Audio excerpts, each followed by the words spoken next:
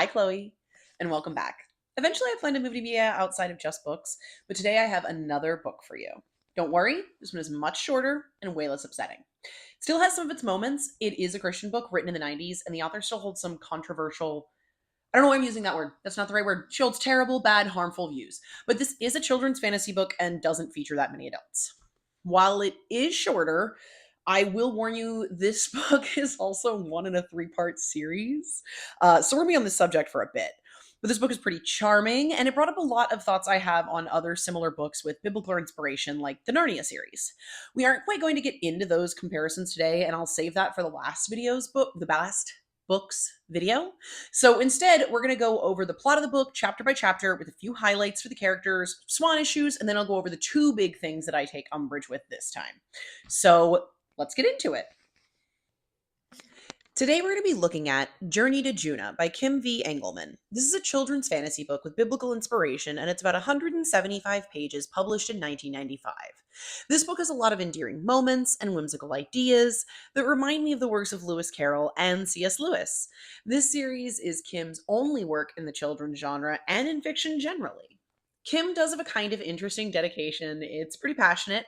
And I'm not trying to knock married couples in love, but it kind of made me laugh to see this in the pages before a kid's story. To Tim, when my pen writes, it writes for you. For you have made divine love palpable and set my spirit free like a swan on the wind. And I just know Tim gave wicked good head. It's also interesting that she says when her pen writes, it writes for him, because 12 years after this book came out in 2007, she co authored a book, not with Tim, titled Running in Circles: How False Spirituality Traps Us in Unhealthy Relationships. So I'm guessing things maybe didn't stay completely full of divine love. Kim is currently a Presbyterian pastor in California. They are anti gay and do consider non heterosexual relationships a sin, as they are part of the ECO, a covenant order of evangelical Presbyterians, and subject to their confessional standards that are pretty clear on this. So this isn't like SBC levels of bad, but she's not looking great beyond that. I can't find anything indicating that she and Tim have divorced, so they probably still are together, and he is a Christian-focused psychologist with a PhD from Harvard that is running a ministry with a different Presbyterian church that's about 30 minutes from where Kim is the pastor. I got a used copy of this book online, and it came with some cool notes from Tracy Bergstrom. If you're out there, Tracy, DM me and I will send you your book. But Tracy has some things to do, and I intend to do everything she has on her list. So give me a second, and I'm going to show you this cool ass book. Okay, so this is my copy of Journey to Joona. I bought it online. It originally belonged to Tracy Bergstrom, and it's kind of hard to see, like, the holographic sticker. Oh, that's kind of, you can see it there. But this is like a dope-ass jumping out of the water holographic dolphin sticker from Scholastic Books. So that's awesome. And then Tracy left us some notes. So what to do? We need to go to the library and babysit. I already went to the library, so I'm doing good so far. What to buy: Silverchair t-shirt and a tank top at Hot Topic. So original Silverchair merchandise is like over $200. So we're probably not going to get an authentic Silverchair t-shirt. But we will return to this tank top from Hot Topic. Finally, we need to still read The Defenders of Joona and The Crown of Joona. And what's this? Is this... Oh, it's The Crown of Joona. Oh, that's great. That's great. What else do I have? I should have brought this closer to frame so that I could do this, but I didn't. It's fine. What's this? Defenders of Joona. We're going to make all of Tracy's dreams and task lists come true.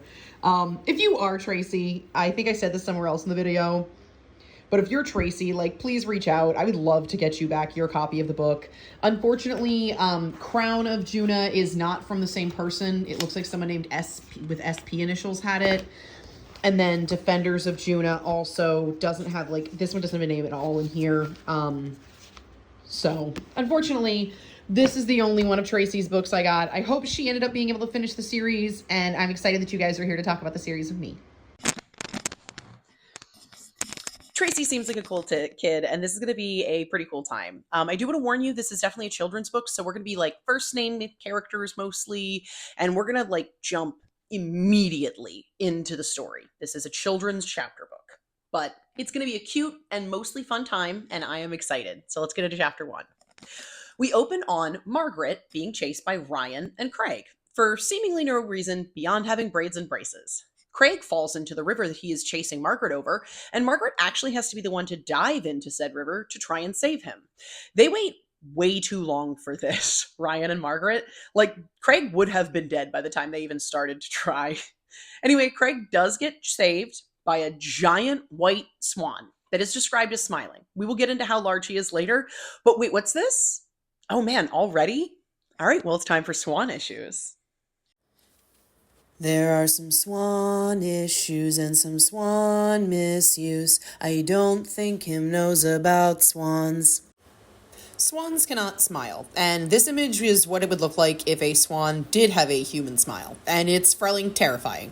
There will be more swan issues. Those were some swan issues and some swan misuse, but now you know about swans. Now you know about swans. So, the giant swan that they meet is named Laurel, and he emanates weird rainbow light and makes all the kids feel kind of like they took a Valium. They chat a little bit and thank him, but Margaret actually blacks out at the end of the interaction, and the chapter ends. So let's quickly get into some better character introductions. I'm going to tell you a little bit more than the book does at this point, but it's not going to ruin anything for you. So let's start with Margaret. She's a pip. I love this kid. Mostly she's also kind of like a classic adults don't get me or listen even when clearly suspicious things are happening character. So she can act out a little bit towards adults at times, but is generally very kind and well behaved. Margaret also clearly has like a learning disability or maybe ADHD. She's a hard time focusing on school, and numbers jumble on page for her. She's also an orphan, so we can add another child cliche to the list. She lives with her uncle and after her mother passed recently and is having a hard time adjusting to her new school. She enjoys nature, is uncharacteristically brave for a girl in a book like this. She displays a lot of empathy and emotional maturity, and she has a healthy sense of when to follow versus break rules. I really like her. She's a sweet kid, and you do not want her to end up in a romantic relationship with Ryan. Description wise, this book focuses more on settings and objects. So I know that Margaret has braids and I want to say light brown hair. She wears overalls and is older than Craig, who is 8, but she still goes to school in a building with Ryan, who is in her class. My guess is Craig is 8 and Margaret and Ryan are both like 9 or 10. Otherwise, Ryan having Craig as a sidekick is kind of a stretch. 11-year-olds usually aren't hanging out with 8-year-old kids unless they like have to due to family circumstances or like proximity. Ryan also teases Marge a lot, but doesn't pull any I'm the oldest lines, so I think they must be close to the same age. If somebody else read these books and does have the correct ages, please let me know. I will absolutely correct myself in the next video. On to Craig. He is 8, skinny, and a boy. He's smaller than Ryan and doesn't understand the word maturity. He has a pretty rough home life and lives on a farm with his mom, dad, and sister, who is generally portrayed as unkind to him and Margaret. He is not brave. He is not as brave as the other kids, but that does make sense for a child his age. And he is also the least used main character in this book as he sits out for pretty large portions. Finally, we have Ryan. He has brown hair that sticks up that Margaret describes as like unto an asparagus several times. Ryan lives with his mother and younger brother, who is nonverbal and seems to get along better with animals than people. His brother, not Ryan. Ryan is fully a eugenicist, and we'll get into this. He hates his brother and resents his mother for taking care of him. He also seems to be a bit of a sociopath in the way he regards animals and generally caring about anything that isn't directly useful to him. He's good at math, he is skinny, and I presume he's around the same size as Margaret. I don't like Ryan. He has a lot of pretty insidious beliefs from a young age that he's not learning at home. I don't know how this kid is like fully red pilled in 1995, given how gentle his mother is and his lack of any aggressive male influence. He does soften as the book goes on, and some of his ideas seem to change a bit, but it takes things directly being useful to Ryan for him to be okay with them. His brother is allowed to be around when he's helping serve Ryan's purpose, for instance, and this is how he gains more respect for his brother. He's not learning anything overall, he's just absorbing that there can be good ones. We will meet 2 more characters in the next chapter, and I want to say maybe like 6 other humans total, but these 3 are the most important part of the story, and we're just going to go ahead and move to chapter 2 at this point. Margaret wakes up at home on her living room couch and doesn't know how she got there.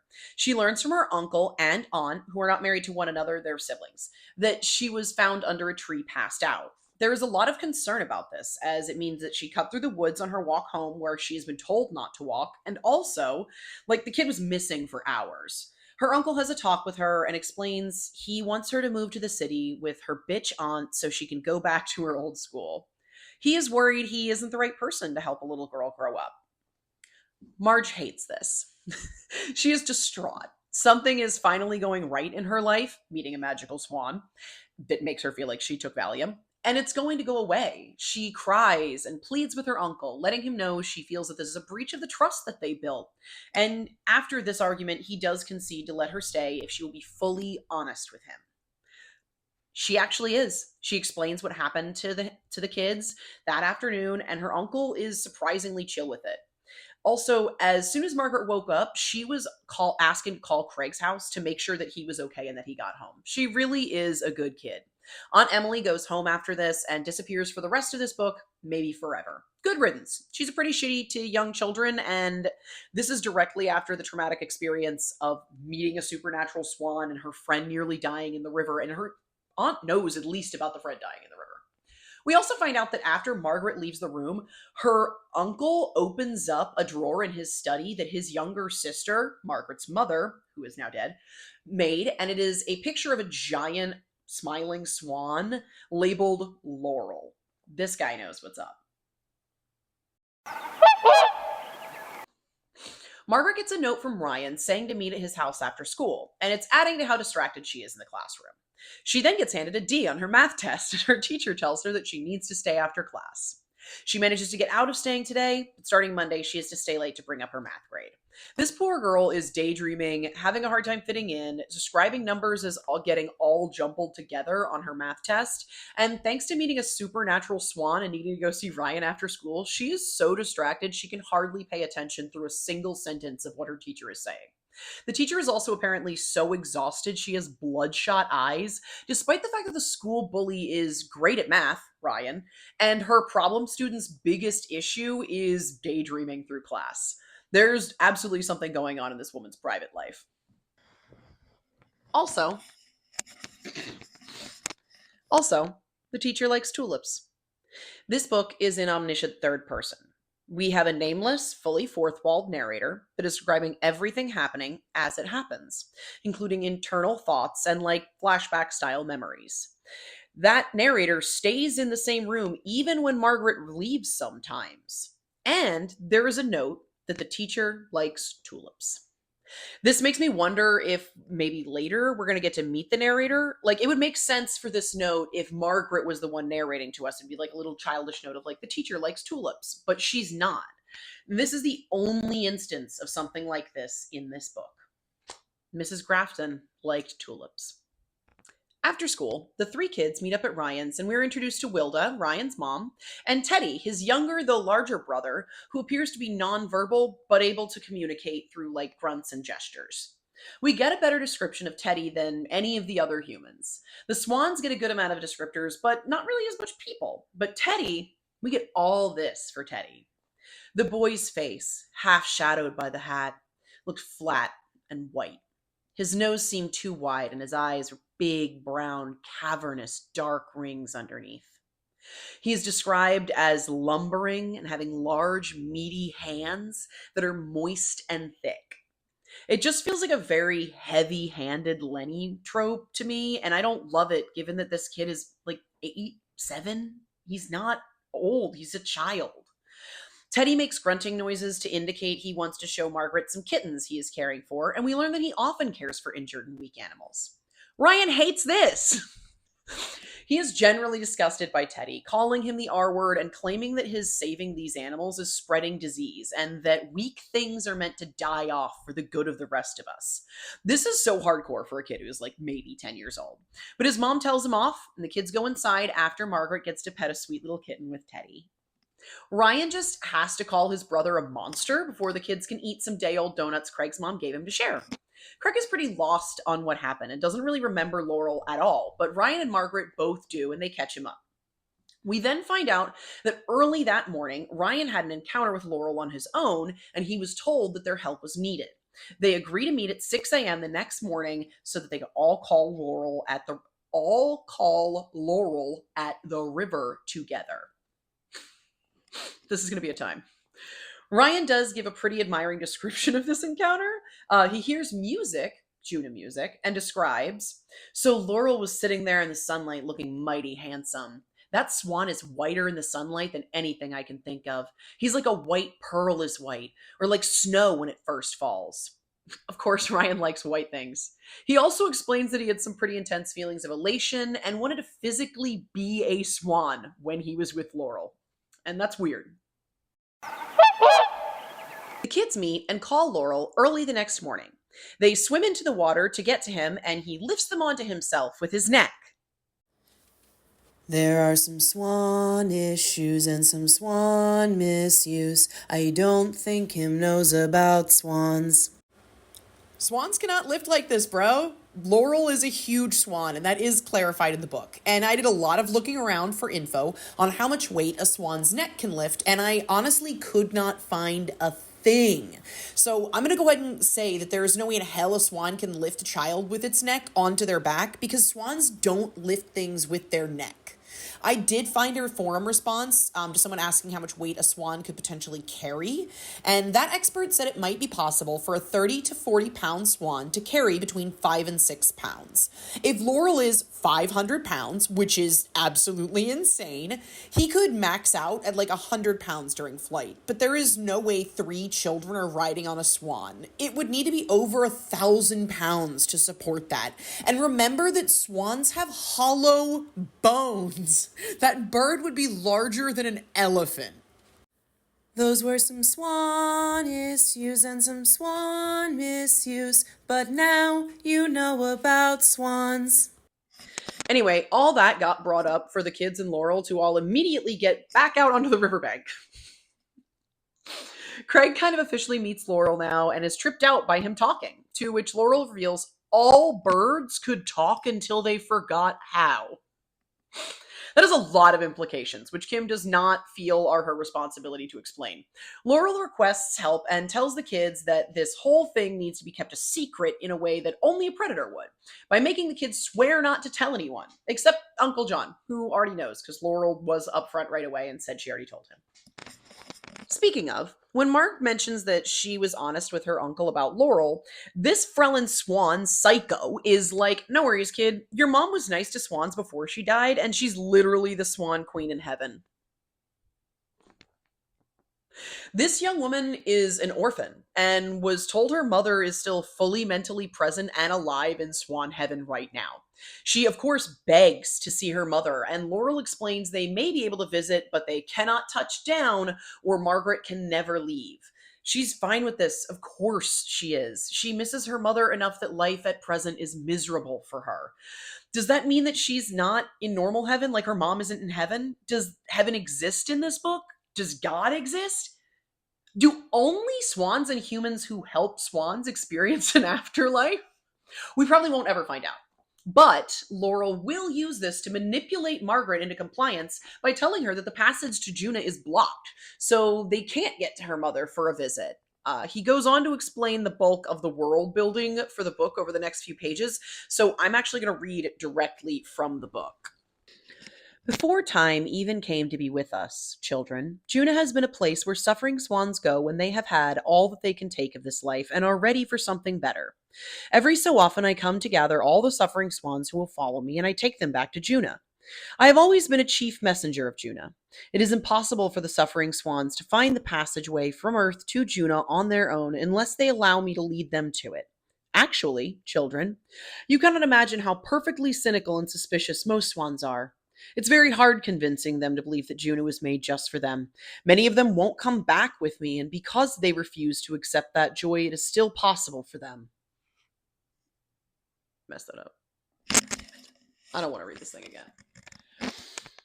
I might make some mistakes. I don't want to read this whole thing again. All right, we're gonna bear on. I apologize.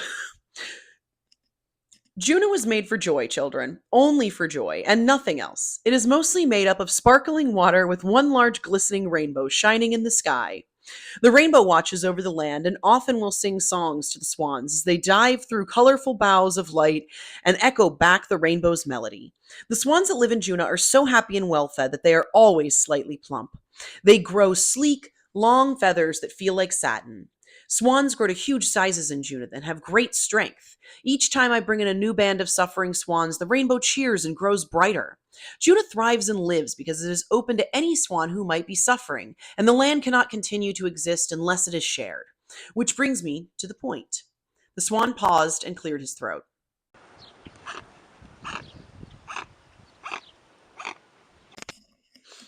There is only one swan who ever went to Joona and found it unsatisfactory. His name is Sebastian, and he has become so numb. He has become so numb. Our dark prince himself. Cards on the table. I'm not a Sebastian girl. It doesn't say that. But he is known throughout Joona as the Dark Swan. Sebastian was hit by an automobile. I found him lame and starving at the side of the road. He readily agreed to follow me to Joona. What choice did he have? For a while, Sebastian seemed quite happy in Joona. In fact, he could not believe that everything was so much to his liking. I remember him thanking me for bringing him to such a wonderful place where the waters teemed with his favorite seaweed. It was only after the next few batches of suffering swans arrived that Sebastian started to become very upset. He felt that the waters would soon be too crowded, that because the swans never die in Joona, the area would become terribly congested after a time. He wanted to close off Joona to any more suffering swans.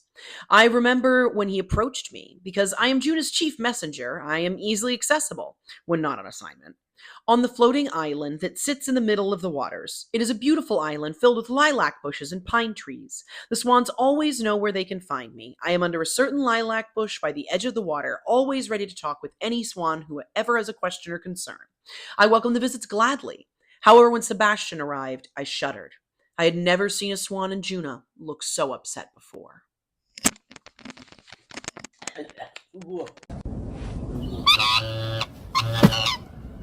We must do something, he told me with deep furrows in his feathered brow and a sour expression around the corners of his beak. We're gonna let that one go. About all these newcomers. It isn't right that they should have access to this land at any moment, at any time. Those of us who have been here longer should preserve the unspoiled, uncrowded atmosphere that Joona has always enjoyed. When he said this, I laughed. I think I may have hurt his feelings, but I could not fathom how anyone could think that they could enjoy something more by forcing others to enjoy it less. The whole idea was so preposterous, and I think I half hoped Sebastian was only kidding. He was not. I tried to explain to him that the only way that the rainbow would continue to shine, the only way his favorite seaweed would stay alive in the water, was if Joona continued to be shared with as many swans for eons and eons throughout eternity. I told him that was the nature of the way things were. Joona was a land as beautiful as it was, precisely because it was shared and open to anyone who would come. It had far more room than he had any idea, and without new swans entering in, he could be assured that the rainbow would stop shining. In fact, I told him that I actually planned my visits to Earth by determining the brightness of the rainbow. Whenever I see the rainbow's colors growing dimmer and the deeper pools in the shining waters growing darker, I know the rainbow is feeling the pain of all the suffering swans on Earth and longs to relieve it. It is then that I know I must go to Earth and gather more of the suffering swans and bring them back to Joona. I promise we are almost done. We only have 2 pages left. Each time I arrive with them, the rainbow is ecstatic and bursts forth with flashes of light. It continues to shine in full brilliance for a long, long time. I told Sebastian all of this slowly and carefully, repeating myself several times. I hope it was less boring, maybe the second or third time. But it did not please him. He was very disagreeable and even spat at the ground a couple of times and waddled about quite perturbedly. Finally, he left looking mad. Okay, I just have to pause. I could literally see Sebastian from Stardew Valley like getting irritated with you and just like spitting on the ground and then waddling around perturbedly. I love it so much. Fiona Sangster has ruined me. Finally, he left looking mad. I never saw Sebastian again. Rumor had it that he left the area. I found out later that he had re-entered the passageway, the tunnel by which all swans make their way from Earth to Joona, and he had taken up residence there and was planning to prevent anyone from passing through. He learned evil magic in the darkness of the tunnel from reptile creatures that live in the crannies of the rocks. We're never going to come back to the reptile creatures. I don't know if there's like a swan reptile battle that we need to discuss, but we're not going to come back to them. He dammed up the flow of the water that ran through the tunnel so that instead of swimming to Juna's river, the suffering swans had to walk a long distance on dry, crusty sand before arriving at the river that would bring them to Juna. I was convinced Sebastian's jealousy would be short lived, and I led many suffering swans to the door and I led many suffering swans on the river on foot. Each time when I opened the stone door to the cave's passageway from Earth's side, I kept hoping that the river would gush out to meet us. But children, this time it was far worse than anything I had ever imagined. The swan sighed and appeared completely at a loss for words. He shook his head back and forth very slowly 3 times. What was worse than you imagined? Asked Craig. Laurel rolled his eyes emphatically and looked from one child to the next as he spoke. We're also not going to do swan issues for that. A bird rolling its eyes. The rainbow was growing dim again, and I knew I needed to come to Earth. So I entered the tunnel and I swam as fast as I could on the river until it turned dry. Crusty sand.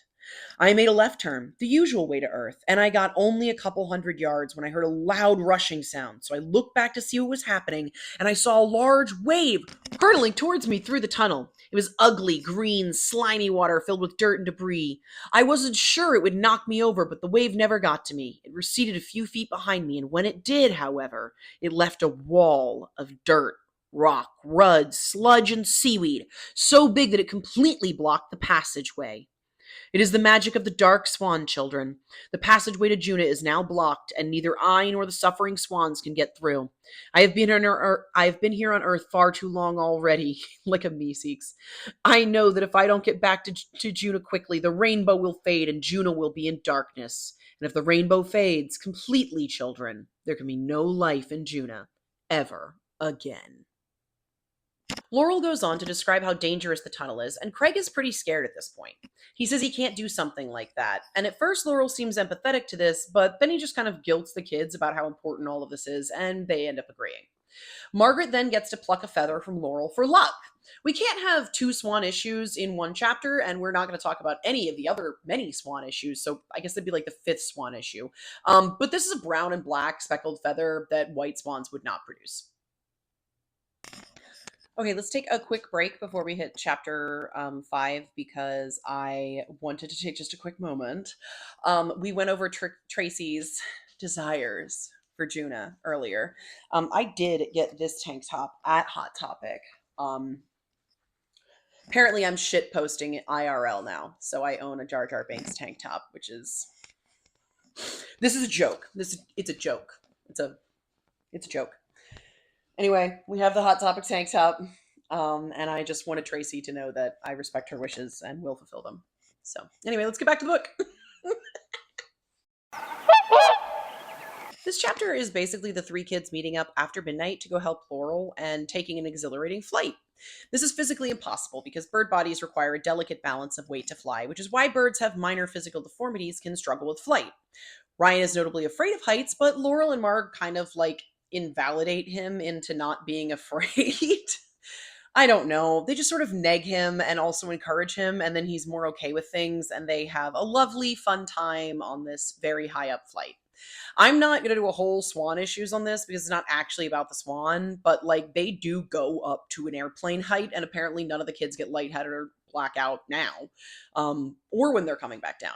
And also at one point, Laurel's wings are described as being loud, but they weren't in any of the other times that we've heard his wings flapping, which is kind of odd, but still, not like swan issues material. But we are going to do a swan issues for... There are some swan issues and some swan misuse. I don't think him knows about swans. Laurel doing eagle dives with the kids on his back. This is a fun scene for kids for sure, but as an adult, a swan diving from high altitudes like an eagle is crazy. Swans do their best to land in water slowly and pretty softly. They also don't dive for fish like some other birds, as they are primarily herbivores and will usually only eat fish or frogs and stuff when it's tangled into the vegetation that they're consuming. So there's not really anything in their anatomy that would make this possible. Swans have a very wide wingspan, and their necks are shaped like migratory birds for high, long flight. Visually, I'm having a difficult time imagining a swan diving toward the earth and doing like dead falls for fun. It's so weird, but I could picture the kids' experience of it all while they were on Laurel's back. So I will give Kim credit that this is a genuinely just for the kids fun chapter that I felt excited and like I was there for that ride with Laurel until my adult brain made that a 3D image, and then I was just confused. Those were some swan issues and some swan misuse, but now you know about swans. The kids have arrived at the entrance to the tunnel, which Craig recognizes as a hill that is a hike from his farm. Laurel immediately bails. He's like, I got weak swans in this world to save. So the kids protest, and he becomes Dennis and says, do what I tell you and all will go well with you. It's that simple. It doesn't matter, okay, guys? That's a rule. And as commissioner, you have to obey me. He then gives them directions. No map, no written instructions, just like three kids in the middle of the night, post-low oxygen flight writing on their short-term memory. He tells them to check out the wall and that he will meet them, and then he just takes off. The walk to the actual cave takes a minute, and the ominous dark is starting to freak the kids out just a little bit. The book mentions it being chilly, and this is when I remember that these kids are wet. They got into the river to swim to Laurel. Aren't they, freezing? They make it to the cave entrance, and Margaret finds a key that opens the door to the entrance on the ground, which feels pretty heavily like filler. We didn't need the key for anything. We return to the key, calming Margaret and reminding her of Laurel, but as I recall, it's not like really important to the book. Like later, it does come up, like that the key calms her, but it's not important to anything, and the idea of the door locking isn't really important. Also, Laurel didn't have the key. So how is he going to let swans in? He didn't even tell them there would be a key. If there's a locked door, why does there need to be a wall? The kids go inside, and at first they hear this Joona music that is so alluring, Ryan has an outburst when it stops.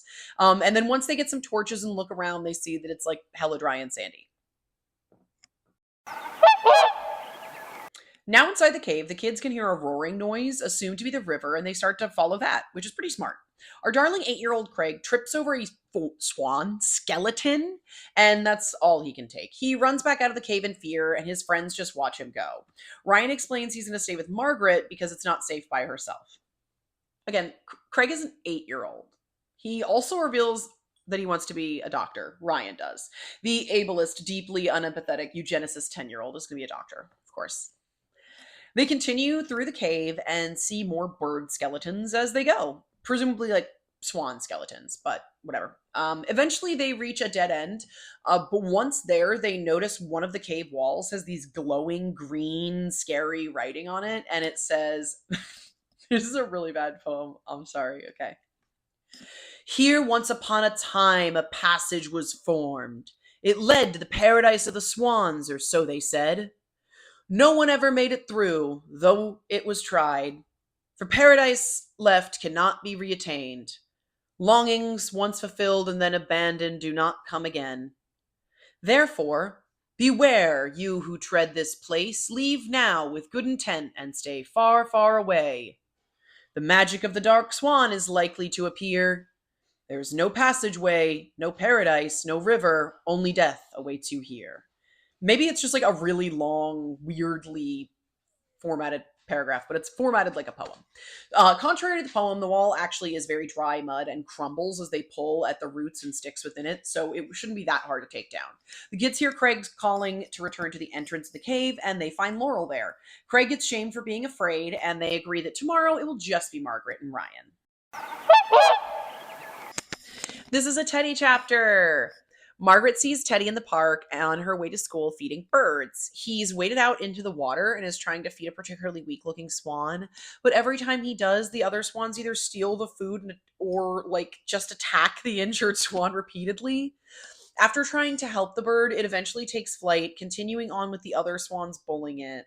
In the commotion of trying to help, Margaret does end up falling in the muddy pond somehow and ends up arriving to school soaking wet. This kid is wet as often as Kate Beckinsale in Underworld.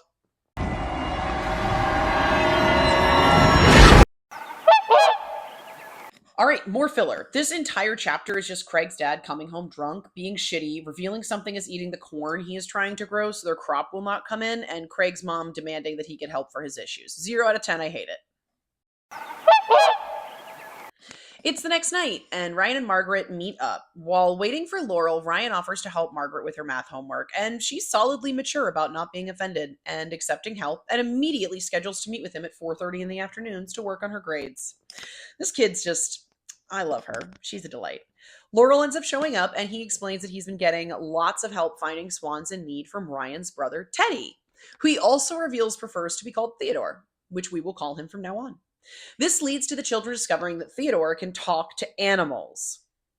Because the only thing we needed as much as Ryan, again, calling his brother the R word, is autism superpowers. The swan that Theodore and Margaret tried to help in the park has actually decided to follow Laurel to Joona, and we find out that he is a northern Maine brown swan named Hector. There are some swan issues and some swan misuse. I don't think him knows about swans. Okay, I've been holding this one in for a while, but juvenile swans can be a patchy gray or brown, but adult swans are not. They are white, black, or some have varied color patterns of the two. They're not brown. They're not speckled. They are not gray. They are not spotted. They do not have some darker colors and some lighter colors. They are segmented, black and white, or all black. This is going to keep happening. There is a waterfowl called a Chinese goose or a swan goose that is brown, but it has a very distinct bill from a swan and is not a swan. So Kim just literally didn't do any research on this one. Those were some swan issues and some swan misuse, but now you know about swans. Ryan is actually still on his shit, so he pipes up and tells Laurel he believes in the survival of the fittest. Laurel explains some people are fittest in less obvious ways, and Ryan replies that people with better genes for future generations are the strongest. So this kid is like fully in the camp of eugenics. We also get more Joona lore, and when the swans go there, their inner strength is reflected externally. So we're also just going to level the playing field of disability by curing it in heaven. I hate this. Ryan and Margaret head into the cave and notice that the words on the wall have changed to just read, "The wall keeps you alive, do not take it down." And they conclude that Sebastian must have changed the words. They get a little freaked out, but double down on their determination. Ryan warns that they could lose their lives trying to do this, and Margaret, the relatable queen that she is, says, "Good, then I don't have to worry about math worksheets anymore. Send that asteroid to Earth." The kids proceed to work on taking down the wall until they are exhausted and thirsty. Margaret heads outside to escape some of the heat, and she decides to lick the water off the outside of the cave. It's like magic meth water, though, and the kids are all happy and full of energy, and they literally finish tearing down the entire wall that night, hopped up on said meth water.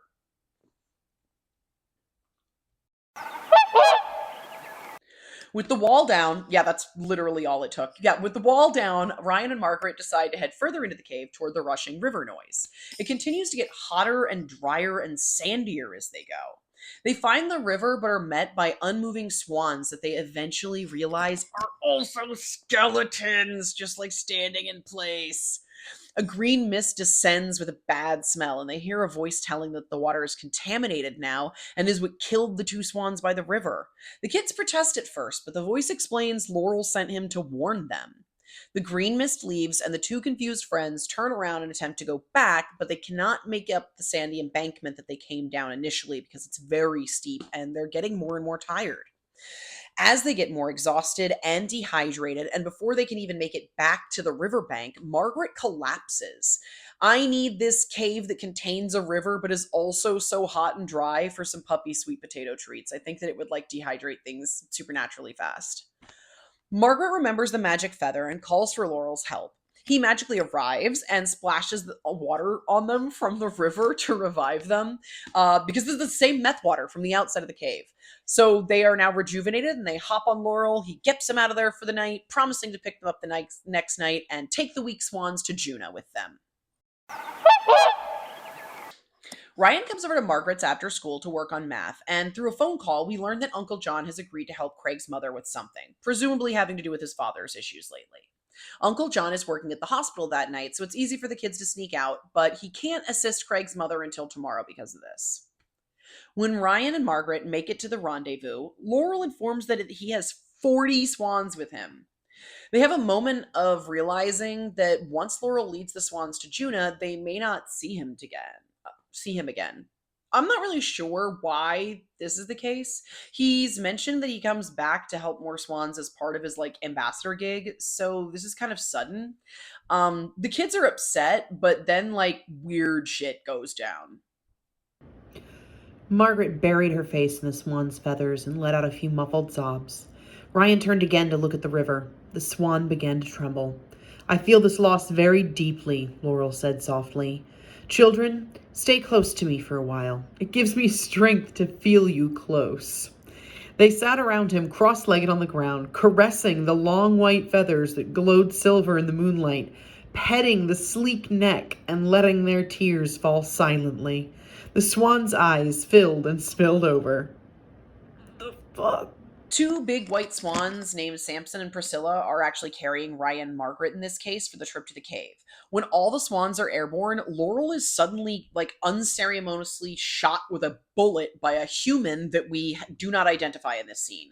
Laurel instructs the swans and kids to keep going without him and then crashes to the earth. Ryan and Margaret understand that they must continue on and manage to keep the rest of the birds calm and on track. They lead them up to the path to the cave, and they try to gather their own bravery because they're going to have to lead these swans to Joona by themselves. Like good addicts, Margaret decides that they should give all the swans some of the Joona meth water. They plan to send them all in two at a time with Margaret as their guide, but she wants to make sure that the way is clear first. She ends up discovering a wall of fire, but quickly realizes just an illusion from Sebastian trying to keep them from getting to Joona. She has Ryan send the swans in couples, and she demonstrates that they can safely pass through the fire for the swans, like one at a time. Despite their setbacks and the time that it took to take the swans in pairs, they managed to get all of them through in just that night. Just as Ryan rejoins Margaret and the task is complete, Sebastian's green mist descends and they hear his haunting, taunting voice. The kids try to make a run for it, but the wall of fire is snuffed out and the cave entrance collapses. Margaret blacks out. I think that's like the third time she's actually blacked out in this book. This kid's gonna have some brain damage. Like, this cannot be helping her problems with school. Margaret comes to, and it seems like she has a concussion and maybe a broken ankle. She cannot move in the rubble, and Ryan is also trapped. They briefly exchange words and admit liking one another. I do think this seems to be in a friendship way, as he was literally terrorizing her when this book started, and none of the likable things about him are described like amorously. It's just like him being nice and stuff. Margaret thinks of the feather, but can't find it, and begins to fade out of consciousness and see her mother. In this vision, Margaret's mom tells her it's not her time yet and she needs to keep going. Soon, Ryan's voice brings her back, and they realize that Craig has found them in the cave. He found the feather on his hike to the cave, and the trap duo tell him to use it to call Laurel. Craig confesses that Laurel was shot by Craig's father, and Craig was standing there next to him for it. He managed to intervene and save the rest of the swans, but he tells the other two Laurel cannot come because he did not survive. Can you imagine being an 8-year-old and trying to stop your dad with a gun from killing magical swan Jesus? Like, this kid is brave. Margaret says they need to try anyway, and all three of the children chant for the swan together. The chanting doesn't appear to work, but suddenly, the river to Joona floods the cavern and carries the kids further into the cave. The water restores the children and heals their injuries. Margaret and Ryan are feeling well, but begin to panic that Craig has drowned when they hear Laurel's voice assuring them no one has drowned. He was confirmed dead for 3.5 pages. That was it. That was a short one.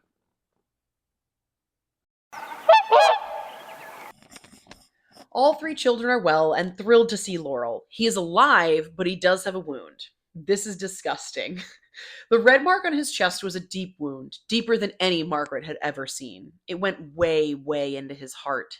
She touched it lightly, and then Ryan touched it too. Why is this their first impulse? Why are they fingering the bird's chest stigmata?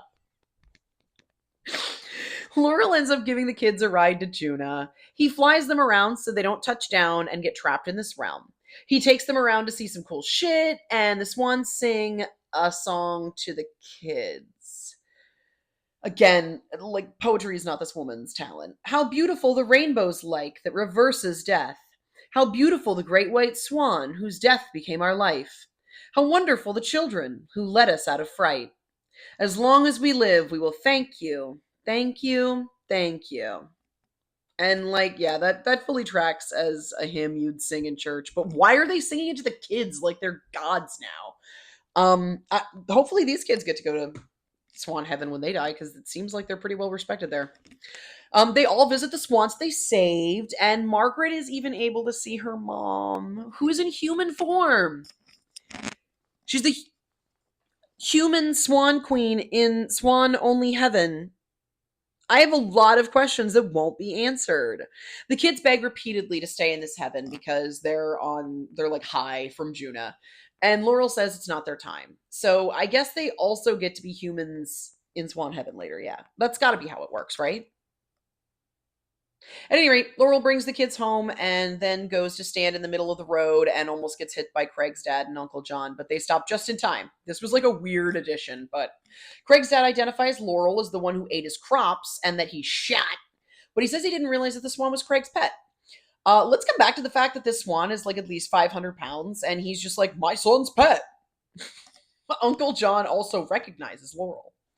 Craig's dad said he was drunk when he shot the Laurel and agrees to get help. But this is like not long after Craig's dad shot Laurel. Like, this is that night. So he's also drunk driving right now.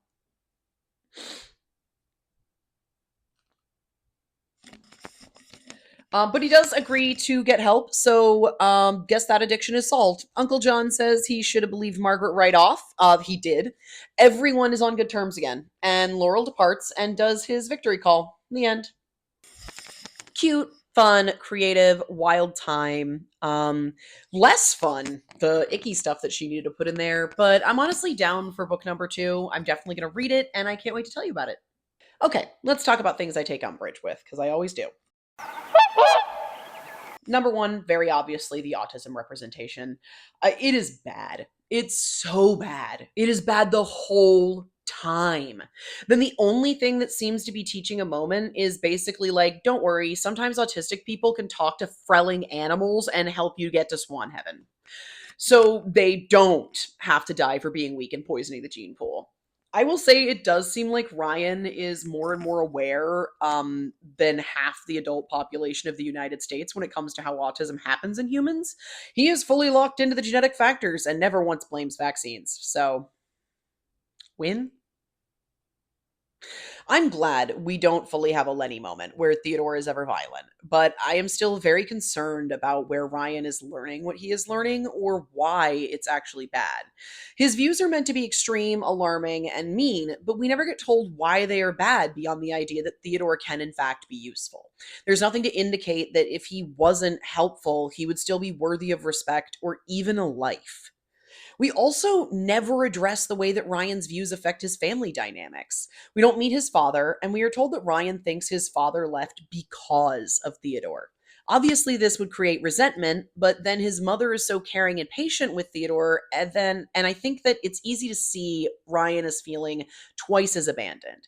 His father physically left, and his mother is largely occupied with keeping the family afloat and minding Theodore as someone who needs a lot of hands-on care. Unfortunately, we only see Ryan being angry about having to help care for his brother. There's not real development in his feelings towards his mother in any way, or towards him appreciating Theodore as a person. You could assume this is where Ryan learns his deeply hateful views about Theodore. He feels alone and uncared for and has projected all of that towards his brother. But Ryan is young. The internet is not happening yet in 1995, and his dad has been gone since he was 2. He doesn't even have any proof that Theodore is why his father left. He just assumes that. It's fair to be resentful of parentification and neglect, but that still doesn't explain where the eugenics is coming from. These are really specific beliefs. I am convinced that there's a negative older male influence in Ryan's life that is feeding him this crap. He is so far down the path, he espouses the idea that his brother dying would be good for humanity. Not just for him on a personal level, but for humanity as a whole, because he is a drain on society. All of this is really intense in its execution and sloppily handled beyond the initial shock of how hateful Ryan is. It feels like the book is saying, yeah, people in the spectrum are a pain. Yeah, they're bad for the gene pool and really stupid. Yeah, they're basically just giant useless babies with occasionally useful help superpowers. But hey, that's kind of useful, right? Like, they're not so bad in their own way, and maybe they don't need to die. And that's about it for redemption. I am displeased with you, Kim. This is an inappropriate and poorly handled content for children. Okay, Laurel is not a safe adult. This is solidly a children's book, like a young children's book. And I am honestly really uncomfortable with how Laurel talks to the kids. He pressures them, promises them things, and makes them swear not to tell anyone. He takes them to scary locations in the middle of the night with no supplies, minimal instructions, zero supervision, and then just leaves them. He promises if they do what he says, they will not come to harm. But when they're working on tearing down the wall, they become dehydrated and exhausted, and they have to find the Joona water that was there the entire time. They also get physically injured during the cave in, doing exactly what Laurel told them to do. So he is not some supernatural power that can follow through on his promises despite active danger. He's just lying to them. There's another time when the kids are tricked by Sebastian's voice in the cave, and Laurel saves the kids. After he's saved them, he tells Ryan that he can know voices are not from me when they make you afraid. I never make you afraid. But he told them about Sebastian, and they were afraid. He even warns them to take Sebastian as a serious threat. There's a lot of countering his own points, but assuring the kids anything from him is good. Laurel is the god figure of this story. He even comes back to life, but he also uses the language and social tactics of a literal groomer. I kind of wonder if any of this was in the unhealthy relationships that Kim mentioned in her later book. Whatever it is, I didn't love seeing this as like the trusted character in a children's book. There were a lot of other ways to do this without using all of this kind of language, but we just finished with Frank's bullshit, so that actually feels pretty innocuous in comparison. Luckily, Laurel isn't actually going to hurt the kids himself, but still, someone should go over stranger danger with Kim. I think the policy is adults don't need kids to keep their secrets.